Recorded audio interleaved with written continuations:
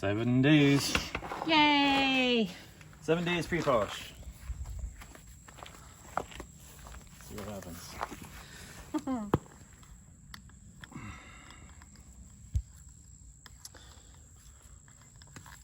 I don't think we shouldn't have lost too much volume. Probably not. But you never know. Yeah. Since this stuff is softer, it's always a question. Can't wait to see what's in here, though. It's crazy how much softer, how much volume we actually lost on it. I was surprised by that. Yeah. All right. Very smooth. There you go. Thank you.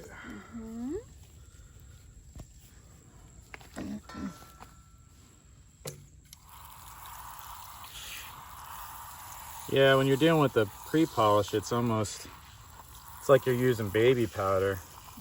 Is it super soft? Yeah, that's what it feels. It's just such a fine grain. When you're using aluminum oxide versus the silicone carbide.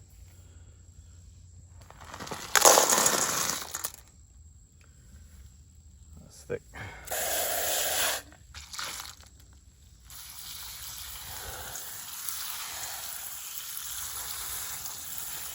Wow, they look great. Yeah. I don't think we lost too much. Be careful, I'm going to splash it. I'll back up.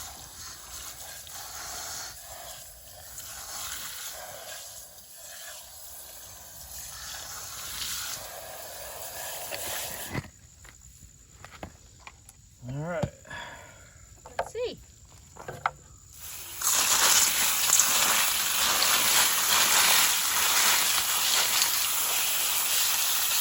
I know they're wet, but they still look shiny. Yeah, they feel Buttery. They feel like glass. Yay! Cool. All right, we'll get these rinsed off and then show them to you guys. That's cool. Yeah. Alrighty. Did I bring a towel? I did bring a towel out. There you go. We can actually dry off a couple of these, I think. Okay. Take a look at them. They look good. They felt good. We rinsed them off a little bit with some soap, but not a lot. Take your pick. Oh, it's so hard to decide. First of all, let's get that piece of grass out of there. Ooh, this is a cool looking one. You're number one. You're number one. We get another one of those? Yeah. That's funny. Only this one isn't flicking us off like the last one was. Right. All right, here it is. Dried off. Damn, that thing took a polish already, didn't it? Holy cow. Let's see here. You tell me how to angle it. Oh, you're good. Wow. I mean, it's got a nice little sheen to it. Yeah. It's not the candy coat that you're going for, But you shouldn't expect that in pre-polish anyway. Right. But it looks good and feels super smooth. Right. All right, here's this one is looking cool. It's long and skinny. Let's see here. It's cool looking, huh? If I can focus on it, which I can't seem to do for some reason, but yeah, it looks cool. All right. I don't know why I can't focus. All right, here we go. Ooh, this one got, oh man. This one got a great shine on it. Did it? Yeah, it really did. Alright, let's see if I can, this time maybe I can focus. There it goes. Wow, yeah. I see what I mean? Yeah, that looks cool. Yeah. We actually went through and did our best to clean them up before we put them into the pre-polish. We'll burnish them here in a minute. Here's our little red friend. Yeah, the little two-tone ones. Every now and then we run across that. I have no idea why it's like that, but I'm guessing iron maybe got in there. I'm guessing that's iron staining considering our red clay, but could just also be actual lines of iron. Chibi! Do you guys hear the Phoebe in the background? Looks pretty good. Yeah. Well, they definitely look good, huh? It's so much different than when we first started putting them in. This stuff just tumbles so well. And the lines in it. I love the lines. Yeah, I wish I knew what that was. Sometimes you can tell that it's like quartz or granite. And it's, Right. But sometimes you just don't know. Look at this one. It's already getting some sparkle. It got some like druzy in there. Look at that. Yeah. Do you see that A sparkle? little bit, yeah. And Like that's quartz or something. Yep, and that's in the non-epidotized basalt part. Mm-hmm. And this side looks really cool because it's completely flat and smooth. Ah. Mm-hmm. See this one down here with all the lines on it? Looks This like one? a guitar pick. Yeah. Grab that one. I'm curious. Okay, here's what it looks like wet Let's on take a this look side. here. Try and focus. There we go. Oh, that looks cool. All right. This side, it's got a little like, Fracture in it. oh, not too bad. All right. And then let's dry it off and see what happens.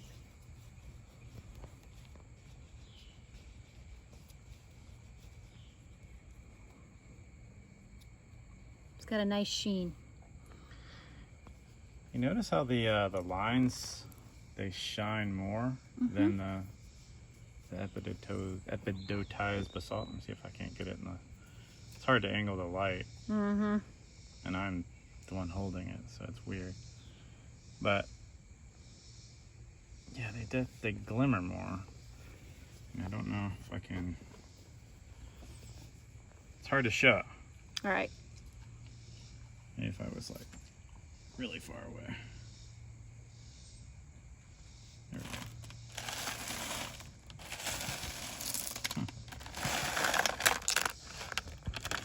This is another good one. I like this one a lot. It's just pretty. Ooh. They do feel like glass though, don't they? Oh my goodness, wait till you check out the shine on this one. That is really nice for a pre-polish on epidotized basalt. Wow, yeah, that did get a good shine on, didn't it? Holy smokes. Let me get in the brighter sunlight. There you go. Sunlight moves fast. Yeah, it does. Wow. That looks awesome. Yeah. Cool. So yeah, the polish is going to be really nice on these. So what we'll do now is we'll go ahead and take them in and burnish them for about a half hour. Just make sure all the grit is off of, and then we'll pull out our polished drum. Yay! Because we have one of those now. And the actual polish. Oh, this little guy is super green. Oh my goodness. Is it that super dark one? That's cool looking, yeah. It's just it's a different color. It's a darker shade. Yeah, there's one in here that's That like one. real dark, yeah. I saw it when we were rinsing them off. I don't know where exactly it went, but... Oh, we've lost the sunlight. Yep. So we're gonna go burnish.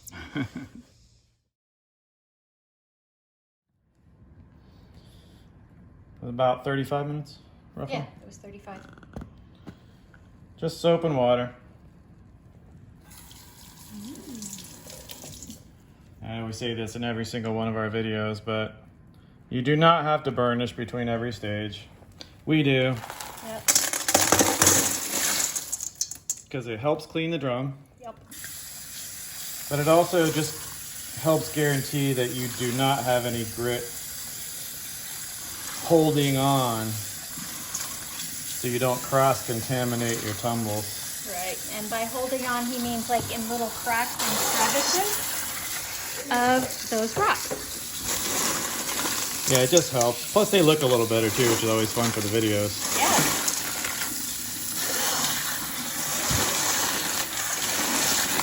Yeah. You can use borax. Some people will take ivory soap bars and they'll shave them up and use that. The type of soap we use is a highly concentrated soap that we like a lot, and you can find it in the description of the video. Let me dump these in this little guy right here. Alrighty. Let's take a look. I will move back.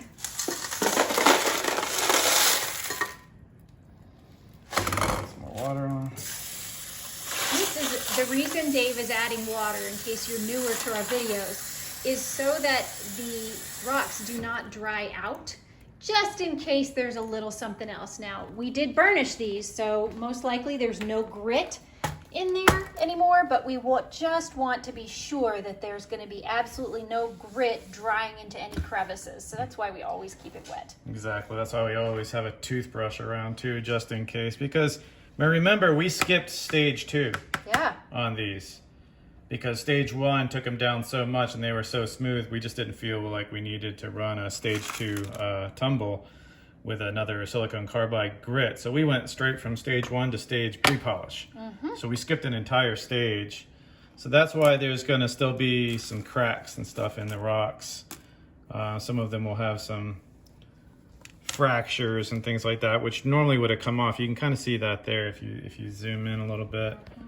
You see that fracture, like that whole edge of this rock would have come off, right? And it still might, but you'll find that throughout. But we just decided we were gonna throw caution to the wind. And well, and you know, if there is this kind of softer material that doesn't necessarily need that second round, it's worth experimenting. I mean, the worst that happens is we go, we probably should have done it anyway, and then that we still learn. Yeah, so we just went straight to pre-polish, which is the aluminum. Wow, look at that. Yeah, that looks really good. And the aluminum oxide. So we're actually, 14 days into this tumble, and normally we wouldn't be here for another week. Right. See those little cracks right there? Yeah. In this stone? So that's why we burnish as well, because the soap will kind of get in there, and if there was any grit left, it'll help get rid of it. And you can kind of see like the crack there. So we did this intentionally. We didn't want to lose any more volume, so we just went straight to pre-polish. And now we're just going to go to polish for a week. Wow, that is so smooth. Just make sure that's not grit. It's not. Just how the rock looks. Very cool. Let me dry it off and take a look here. Okay. Burnishing also after you polish will help the rocks look even better. They're going to come out nice, but when you burnish and come back, they're going to look even better. So they already have a little bit of a polish on them. They have that matte finish. Yeah, exactly. What we call it. And what we want is that. We want it to look like the bottom half of the rock, which I just dipped in the water. But it should look like that completely dry. Now, do we hoping. think that the epidotized basalt will get that strong of a candy coat? Maybe not because of its softness, but it's worth a shot. We'll find out. So we just pulled out our polished drum. P for polish. And we're going to get that loaded up and put it on for a week, and here's our little. Hopefully, we'll see what happens.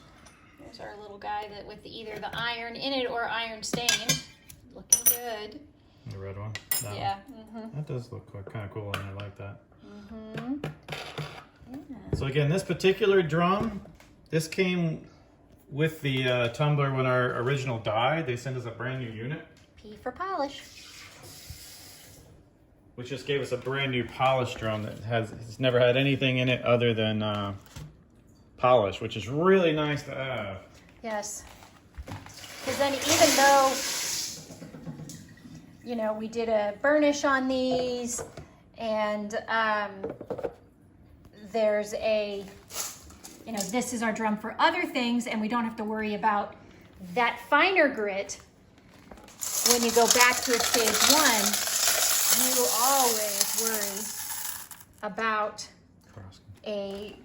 cross-contamination and a coarser grit getting into the next phase. So knowing that none of it's going to be trapped inside this drum is just another reassurance. Yeah, it's really nice, and I don't know why Nat Geo doesn't sell these drums by themselves. They should sell them separately, but they don't. We were just lucky enough to get a whole nother unit when the first one died, and that video you can find in our list. You can see everything about what happened when it died, what they did, which was awesome. Yeah, they just were like, yep, send you a new one. And it showed up in days. It was it was a very surprising but gratifying process. All right. So 3 tablespoons of aluminum oxide. At 1200. Oopsie. Can you see it? Turn it other way. This one? Other way. This one? Yeah. Oh, there you go. Yeah, 1200 fine aluminum oxide. So that's polish stage. You can find all of the grits that we use and everything in the descriptions as well below. Yeah. So you go down there and look in the description, you're just like, what polish did they use? What grit did they use? What brands and all that?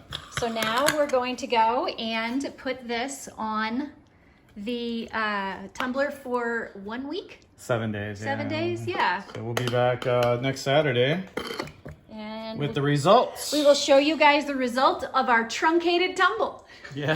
if we get good results, you'll get them even if we don't. But. Yeah, exactly. Have a good one, guys.